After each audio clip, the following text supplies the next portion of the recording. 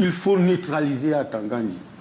Parce qu'aujourd'hui, il est l'homme qui disperse toutes les énergies, qui recrute même, qui divise les partis de l'opposition. Il faut le neutraliser et il faut prendre, n'est-ce pas, en conscience que la préfectorale est un danger. Parce que c'est l'administration préfectorale qui parfois prend le dessus sur Elekam. Vous avez vu le ministre Atangandi convoquer le DG de Elekam. Quand on voit l'état des rapports de force en présence, on est en face d'un côté d'un ordre, d'un système gouvernant aussi vieux qu'il est robuste et rusé, qui a accumulé des années d'expérience, non seulement dans la compétition politique, mais dans toutes les formes de magouilles possibles, qui a développé une véritable technologie, non seulement de la répression, mais aussi une technologie de la fraude, qui permet qu'au vu de la configuration, il est très difficile à un parti politique de l'opposition de pouvoir y aller seul. Vous avez un ordre politique qui a à son contrôle non seulement les 360 communes, dont les 360 sous-préfets, les 58 préfets, les 10 gouverneurs qui sont pour la plupart soit des membres du RDPC, mais en tout cas proches de l'idéologie du parti.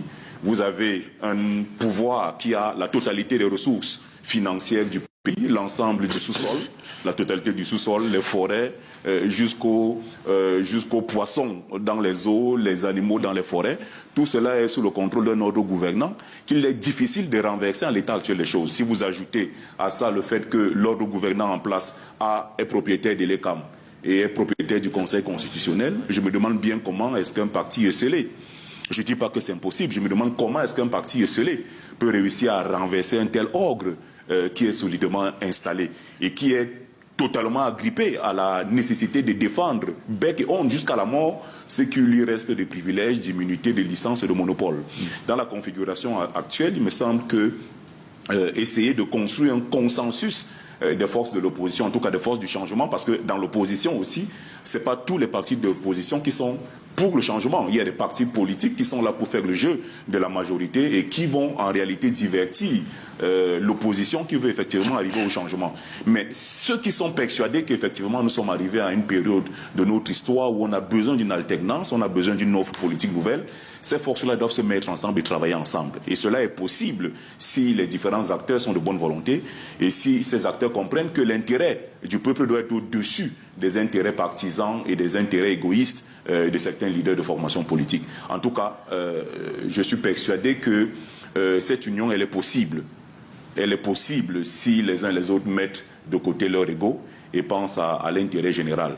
Mais on a toujours vu que dans l'espace camerounais, de nombreuses figures de l'opposition sont toujours aux abonnés absents au moment les plus importants, là où on attend que la carte de l'intérêt puisse primer sur les intérêts individuels. Alors, Soulé, sommes-nous à écouter l'analyste politique Dr Richard Macron, sommes-nous si loin du scénario Diomaye Faye, Sonko, Sénégal? Diomaye Faye, Sonko était en liste avec plusieurs autres candidats de l'opposition. Mais ils ont su travailler autrement cette candidature pour remporter, pour battre Macky Sall. Donc il n'y a pas là-bas une candidature unique de l'opposition. Et je voudrais dire à mon très cher frère que je respecte. Mais là, c'est l'opposition quand même qui réussit à détrôner le parti au pouvoir. C'est pour ça que je dis, mais là-bas, il n'y avait pas une candidature unique. C'est pour ça que je dis en fait qu'on n'a pas besoin de ça. Au Cameroun, Richard, vraiment, excuse-moi, pardonne-moi de prendre ton contre-pied pour dire que l'opposition camerounaise actuelle ne peut pas aller vers une candidature unique. Et pourquoi? Ça sera l'occasion, c'est un mauvais rêve, ça sera donner l'occasion, n'est-ce pas, au parti, au pouvoir, de les battre à plate couture. Simplement parce que quand vous... Parce qu'il faut vraiment revoir, convoquer l'histoire. 1992, tout s'est joué. Les législatives, l'opposition a gagné, mais on a vu ce qui s'est passé. L'opposition n'a pas pu tenir. Ils ont été achetés, entre guillemets, par le pouvoir. Et en 92, la présidentielle, jusqu'aujourd'hui, la victoire de M. Biya est contestée. On a vu Froundi, qui était pratiquement un opérateur automatique, parce que quand il est arrivé, il a eu l'appui des pouvoirs de l'Union des forces pour le changement, mais ce n'était pas une candidature unique, il a presque battu le président en place. Mais on sait comment ça s'est passé pour qu'il ne parvienne pas à prendre le pouvoir. Donc, si à ce moment-là, où il y avait les grands leaders de l'opposition, n'est-ce pas, les grands, hein, parce qu'on a vu quand même si ils ont joué comme ils ont joué, on a vu les Damou Damdouya, les Bello Bouba qui est entré carrément, on a vu beaucoup de gens à ce moment-là, mais ils n'ont pas pu battre le président Biya. Ça veut dire quoi? Ça veut dire que les gars du parti au pouvoir sont entrés au labo depuis. Ils ont dit plus jamais ça. Plus jamais cette surprise désagréable de 92. Vous ne pouvez pas me dire que presque 30 ans après, vous pensez encore à une candidature unique de l'opposition, alors qu'on n'a plus les leaders charismatiques d'antan. Et puis, vous avez cité 2 ou 3 noms. Mon éducation, ma pudeur et mon élégance. N'est-ce pas, politique m'empêche de citer, parce que je n'ai pas envie de dire que c'est une imposture. Ces gens que vous avez cités passent le temps, n'est-ce pas, j'ai envie de dire, à insulter, à cogner sur les candidats qui pourraient être les candidats crédibles de l'opposition. Comment pouvez-vous, chaque jour, de plateau en plateau, insulter Maurice Kamto, insulter Cabral, qui était quand même le 2e et le 3e à la présidentielle de 2018, et penser que vous pouvez signer une déclaration, on les appeler à vous rejoindre. C'est un mauvais rêve. C'est un mauvais rêve que de penser que ces gens-là, qui sont indignes aujourd'hui, qu'est-ce qu'ils représentent? Rien. Comment vous ne représentez rien et vous appelez, n'est-ce pas, à la signature d'une déclaration où vous donnez peut-être un ensemble d'éléments pour appeler à la candidature unique? La candidature unique ne peut pas régler, la candidature unique de l'opposition dans le contexte actuel, ne peut pas régler, ne peut pas battre Paul Biya. Parce que ne parlons pas de Paul Biya comme si c'était quelqu'un qui avait un mandat ou 2, mais c'est quelqu'un qui détient le pouvoir depuis 42, 43 ans. Ça veut dire qu'il connaît toutes les batailles, tous les circuits. Ce qu'il faut faire, Bouba, c'est qu'il faut mettre une grande vigilance sur les camps. Il faut neutraliser Atangandi. Parce qu'aujourd'hui, il est l'homme qui disperse toutes les énergies, qui recrute même, qui divise les partis de l'opposition. Il faut le neutraliser et il faut prendre, n'est-ce pas, en conscience que la préfectorale est un danger. Parce que c'est l'administration préfectorale qui parfois prend le dessus sur Elekam. Vous avez vu le ministre Atangandi convoquer le DG de Elekam. Et je voudrais chuter en disant, quand j'ai cité cela, il faut la surveillance. Il faut mettre en place un dispositif de surveillance à régner dans les bureaux de vote. Que les gens contrôlent leur bulletin, depuis le bureau de vote jusqu'à la préfectorale. C'est ça, n'est-ce pas, en mettant un accent. On pourrait interroger le monde dit.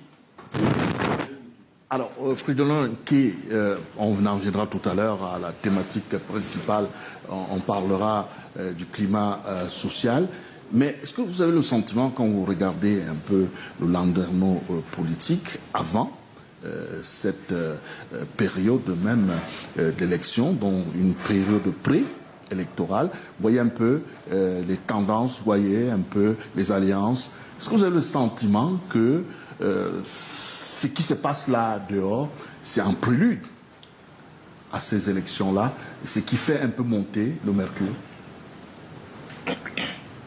pense que, très humblement, Richard Macron a donné une idée. Il soutient cette approche. Soul pense aussi que non, ça peut se jouer. Mon avis est que, à l'heure actuelle, celui qu'on combat le plus dans ce qu'on appelle l'opposition, c'est Maurice Kamto. Et vous avez cité des gens là, j'ai un peu discuté avec certains et j'ai un peu cheminé avec celui qui est sorti avec les autres, avec tous. J'ai discuté avec tous. En l'état, Biya ne va pas perdre le pouvoir à travers le vote. Ils sont prêts à tuer. Ils ont même déjà calculé le nombre de Camerounais qui vont sacrifier, des milliers de Camerounais qui vont sacrifier. Donc c'est illusoire de penser qu'ils doivent quitter le pouvoir à travers les élections. Il y aura soit une révolution intérieure au système, soit une dynamique révolutionnaire, peut-être à la suite de l'élection. Peut-être à la suite de l'élection, parce que si les forces intérieures réussissent à travers même des leaders, de ces leaders politiques ou bien les leaders de la société civile que nous sommes, si on réussit à faire pression, parce qu'ils vont gagner les élections présidentielles, si on réussit à faire une pression coordonnée avec la diaspora, ou c'est lui, qu'on l'aime ou qu'on ne l'aime pas, c'est lui qui est le mieux outillé. On ne veut pas savoir, même si on a eu parfois des divergences, je crois que celui qui est le mieux outillé maintenant, c'est Maurice Kamto. Ça, c'est votre opinion. Ça, c'est mon point de vue. Ça peut vous surprendre, ça peut surprendre beaucoup de téléspectateurs, mais celui qui est le plus outillé, qui est, à mon avis, qui a un minimum de conviction malgré toute l'histoire. Parce que la force de ce régime, c'est discréditer les gens. La force de ce régime, c'est banaliser les compétences. Ce qu'on reproche le plus à ce régime, ce n'est pas tant cette corruption, ces tueries en masse. Ce qu'on leur reproche, c'est d'avoir ravalé la compétence, la moralité, le bon goût au rang de paillasson, de l'ignorance et de l'incompétence et du satanisme, en fait. Donc, ils ne vont pas s'arrêter là. Donc, toutes ces mesures dont on parlait tout à l'heure, à travers les actes immoraux d'Atanganji, immoraux de Galax Tora, immoraux de certains services, c'est pour asseoir la peur. C'est pour asseoir la démission. Parce qu'ils veulent que le peuple démissionne. Mais la force d'un peuple, c'est d'agir comme un fauve. Vous savez ce que font les fauves? Ils laissent sa proie paître pendant longtemps. Et la proie rumine, parfois avec la galanterie par sa queue, mais le peuple comme fauve attend. Et le peuple amplifie son plaisir de tuer, amplifie son appétit de bouffer du tyran à travers sa patience. Donc que le pouvoir en place sache qu'ils vont gagner les élections par leur manœuvre. Mais il y a quelque chose qui va demeurer. C'est cette soif inextinguible du peuple qui va boire ce sang. Quand il le dit, ce n'est pas pour faire peur, mais c'est les mots qu'il faut comprendre comme dans une sorte de littérature. Moi, je suis un écrivain. Mais il faut comprendre qu'en fait, c'est pour qu'ils prennent conscience que les autres ont déjà perdu beaucoup de sang. Que le peuple et les citoyens ont déjà perdu beaucoup d'avenir. Et qu'il n'est plus question de toujours de gagner, jusqu'à purger le peuple de ses meilleurs produits. Notre rôle là, c'est dire à l'opposition, et je vais terminer par là, dire à l'opposition, voilà, faites pression, dire à Maurice Kamto, continuez à faire pression, dire à la diaspora, continuons à nous organiser, ils vont voler les élections, c'est sûr et certain, parce que Atangandji et toute l'armée de leurs militants, ce n'est pas l'armée, hein, les armées de leurs militants, ils vont continuer à piller et à accumuler le pactole pour corrompre les faux opposants. Nous devons nous réunir après le vote, après cette victoire déclarée, pour dire massivement non, et que les leaders politiques, les leaders associatifs, les leaders de la société civile prennent le relais avec la diaspora pour qu'on rende ce pays comme il doit être, c'est-à-dire ingouvernable par les faucons du régime actuel. Alors Jean-Baptiste Atemengue, quand on écoute Dr Fridolin K, est-ce qu'il ne rejoint pas la sortie de votre secrétaire général, Jean Kouété, qui a fait une sortie au lendemain de la présentation des vœux au président de la République, disant que l'opposition est en train de tout faire pour non seulement discréditer le candidat, Paul Biya, s'aimer la terreur, la peur au sein de la population pour, à la fin, ne pas reconnaître les résultats des urnes. Oui, je pense qu'il y a une entreprise de disqualification du régime démocratique qui est en marche, mais nous devons rester des démocrates. Nous devons rester des démocrates. Il faut défendre la démocratie avec toutes ses valeurs, la tolérance et ses vertus de pacification du jeu politique. C'est ça le but de la démocratie, ne pas accéder au pouvoir par la force, mais par la délibération et la libre expression de la souveraineté du peuple. Le rituel électoral est ainsi fait au suffrage universel direct. Chaque citoyen, en son âme et conscience, doit pouvoir choisir ses représentants en démocratie représentative à tous les échelons de l'État. Et on est à 6 mois de la convocation du corps électoral. Ce n'est pas à 6 mois qu'on peut rêver de bouleverser ou de renverser un système politique qui est assez bien implanté sur le terrain comme le nôtre de RDPC. Je pense que l'opposition réagit tardivement. Et sachant que les chances de l'opposition sont très sont limitées, on s'achemine effectivement vers ces discours de disqualification, de fraude présumée, de délégitimation du pouvoir que nous pourrons gagner démocratiquement parce que les Camerounais vont s'exprimer, certes dans des conditions sociales assez difficiles, mais je crois que le docteur Macon disait tout à l'heure, il faut, pour convaincre les électeurs, il faut soit un leader charismatique. Nous en avons un qui fait l'unanimité chez nous. L'opposition cherche un leader charismatique qui ferait l'unanimité de leur côté, l'adversaire, chez nos adversaires. Mais au-delà du leader charismatique, il faut un programme, un projet de gouvernement au moins minimal. Et c'est ça qui peut crédibiliser une démarche politique pour convaincre les électeurs. Et là, l'opposition n'est pas prête à 6 mois des élections, nous le constatons.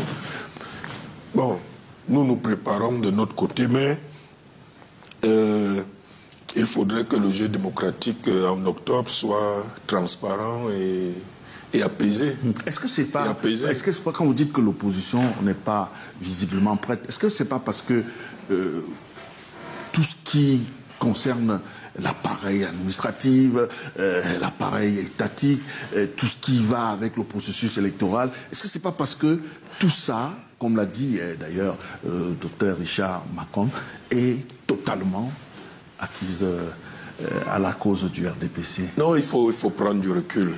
Chaque fois que, quels que soient les pays, il y a des constances.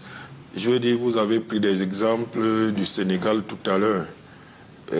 Vous avez vu une démarche collective qu'un candidat puisse se substituer à un autre algérien parce qu'il y avait une assise et une construction patiemment faite par une équipe solidaire. Et nous avons une opposition qui n'arrive pas à jouer le même coup, le même jeu. Si ailleurs ça a été possible, il y avait aussi une administration politique. Il y a des préfets, des gouverneurs au Sénégal. Il y a, ou dans d'autres pays au Bénin, où il y a eu des alternances démocratiques. Il y a des ministres qui étaient en poste, qui avaient une légitimité politique ou administrative, mais l'opposition là-bas a su convaincre. Et donc c'est une démarche que nos adversaires doivent faire Mais ce n'est pas 6 mois d'une élection présidentielle, ça se construit. Nous avons un ensemble d'élus. Vous avez pris, revenons à l'exemple du Sénégal, dans l'opposition, il y avait des élus. Sonko était un élu important au suffrage universel direct avant les présidentielles. Donc, il a une certaine légitimité déjà. Mais lorsque vous allez à une élection avec un candidat à l'élection présidentielle qui n'a jamais été élu ou qui a 0 élu dans ses rangs, donc aucun membre de son parti n'a une légitimité ni une assise de gestion, même à un niveau local. Mais comment vous voulez avoir une crédibilité suffisante pour gagner une élection présidentielle? C'est peu probable. Mais bon, on verra comment ça va se jouer. Mais nous avons un ensemble d'atouts et nous allons nous battre avec notre candidat pour que le jeu démocratique est ouvert. Il y a une possibilité de surveiller les élections, il y aura des observateurs internationaux comme d'habitude, je crois que tout se passe. Moi, quand on parle de fraude électorale, ça me surprend beaucoup parce que souvent j'ai assisté à ces rituels, c'est tellement transparent. En 2018, il y a eu des discours après inadmissibles dans un système démocratique d'autoproclamation de victoire, ainsi de suite. Mais ceux-là même qui jouent à ce jeu antidémocratique, ils le reconnaissaient parce que là où ils avaient des représentants, au niveau des dépouillements bureau par bureau, ils reconnaissaient ces résultats. Voilà. Comment vous lui donnez le temps? Non, c'est pas juste. S'il vous plaît. Pas juste. Moi, je vous fais observer que vous n'êtes pas équitable. Par souci. Non, c'est pas normal. Par souci. Vous ne l'interrompez pas. Vous êtes là, vous écoutez, tout le monde écoute ce qu'il raconte. Même s'il raconte ce qu'il raconte là, je ne peux pas qualifier ça. Mais vous le laissez parler. Mais quand il faut qu'on commence à parler, vous interrompez les gens. Okay. C'est pas gentil, c'est même pas élégant. D'accord. Merci pour cette précision. Mais je voulais dire que par souci d'équilibre, on vous a donné, à vous tous, chacun un temps d'antenne. Et vous n'êtes forcément pas du même bord politique. Lui, il est du RDPC. Donc, étant du RDPC, après avoir chargé le RDPC, il est de bon ton, s'il vous plaît. S'il vous plaît, vous me posez, vous faites une remarque, et je vous donne la réponse à votre remarque, sauf si vous ne voulez pas que je vous réponde également. Alors, Jean-Baptiste Atemenge, je crois que le temps qui vous étiez imparti est arrivé à son terme, avant que Fridolin Kane intervienne. Je voulais relancer, par contre, Dr Richard Macon, avec ce corollaire, parce que cette question du consensus autour d'une candidature à l'élection présidentielle a un corollaire également avec le climat social qui prévaut actuellement au Cameroun. Est-ce que quand vous voyez un peu le mercure monter de part et d'autre, on a vu tout à l'heure les images qui nous venaient de l'extrême nord. Cette semaine encore, on a suivi avec beaucoup de désolation ce qui s'est passé du côté de Cotin et même du côté de Banjok, la situation avec les employés. Est-ce que vous avez le sentiment que les Camerounais, ça monte, ça enfle de plus en plus?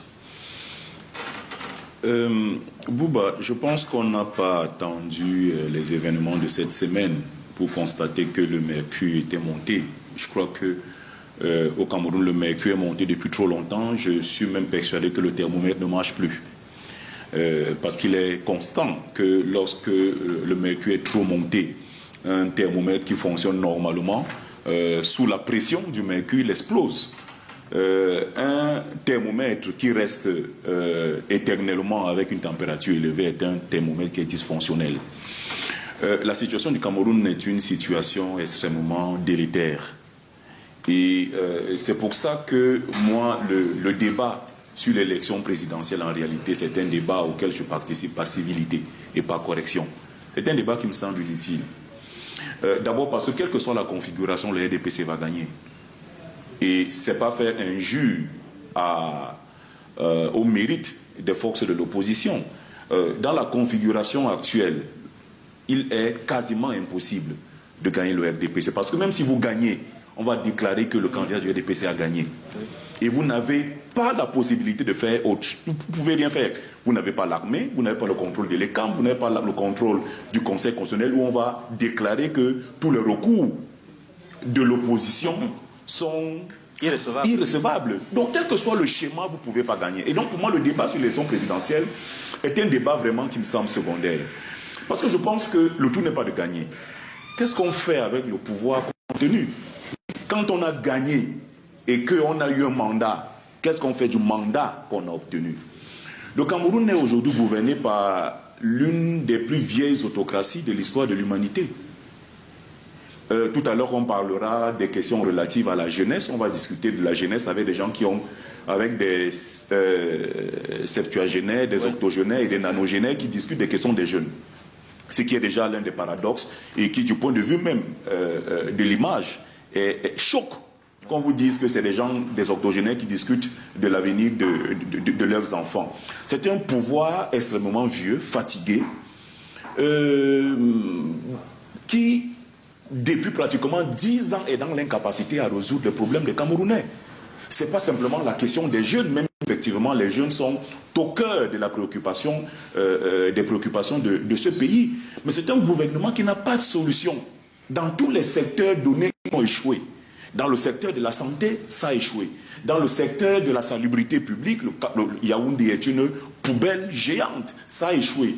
Dans le domaine de l'économie, ça a échoué. La pauvreté, l'exclusion, le nombre de Camerounais qui marchent seuls en parlant dans la rue a explosé ces 10 dernières années. C'est un gouvernement qui n'a pas de solution. Et de façon objective, le climat il va monter. Parce que pourquoi est-ce que le climat monte? Le climat monte parce que le nombre de Camerounais qui sont défavorisés, le nombre de Camerounais qui sont déclassés, qui tombent dans la grande pauvreté chaque jour ne fait que s'augmenter. Vous avez donc un gouvernement d'un côté qui est dans l'incapacité à résoudre les problèmes des Camerounais, et vous avez des Camerounais qui sont dans un environnement où il y a d'opportunités à réussir seul. Lorsqu'un Camerounais a trouvé une niche, une opportunité pour s'auto-construire, qu'est-ce qu'il subit? C'est la pression fiscale. Parce que lorsqu'un gouvernement est improductif, il est dans l'incapacité de dynamiser le secteur public, à créer des opportunités pour que les opérateurs économiques créent de la richesse. Et que sa seule solution pour réussir à renflouer les caisses, c'est la pression fiscale. Ça a des conséquences sur non seulement les entreprises qui sont dans l'incapacité de produire et être compétitives, mais aussi sur les simples citoyens qui ne trouvent plus de simples activités pour s'en sortir. Vous avez donc une malgouvernance chronique. Le nombre de détournements n'a jamais augmenté comme ces dernières années. On avait, pendant un moment donné, espéré que la lutte contre la corruption qui avait été lancée allait porter des fruits. On a arrêté quelques malchanceux. Mais le plus grand nombre de voleurs est toujours en poste, sans qu'il y ait des actions pour les attaquer. Les détournements de deniers publics, la corruption a gangréné l'ensemble du système, la malgouvernance est chronique, et même des choses élémentaires lorsqu'on conduit des politiques publiques, comme les instances de médiation, des espaces de discussion n'existent plus. Parce que comment vous pouvez imaginer que dans un contexte où on dit qu'il y a décentralisation, et on a la chance qu'on a un maire qui est plutôt quelqu'un de très libre, malgré le fait qu'il soit du RDPC. C'est quelqu'un qui dit ce qu'il pense avec une certaine indépendance qui, je suis sûr, lui cause tous les problèmes du monde. Dans un système où on dit qu'il y a de la décentralisation, vous ne prenez pas un type de mesure comme celle qui a été prise dans le Nord. Vous décidez par décret un matin que vous allez créer un parc quelque part. Est-ce qu'il y a eu des concertations avec les élus locaux? Est-ce qu'il y a eu des discussions entre les élus locaux et les populations sur les sites desquels on va créer le parc? Ce sont des espaces où des populations tirent l'essentiel de leurs ressources, que ce soit des ressources alimentaires, parce qu'ils cultivent là, c'est l'endroit aussi où ils élèvent le bétail, c'est l'endroit en fait duquel ils dépendent leur subsistance au quotidien. Mais 2 ou 3 fonctionnaires, ça c'est à Yaoundé, décident comme ça, du pif un matin, décident de signer un décret qui crée un parc dans un espace dans lequel il n'y a pas eu de concertation.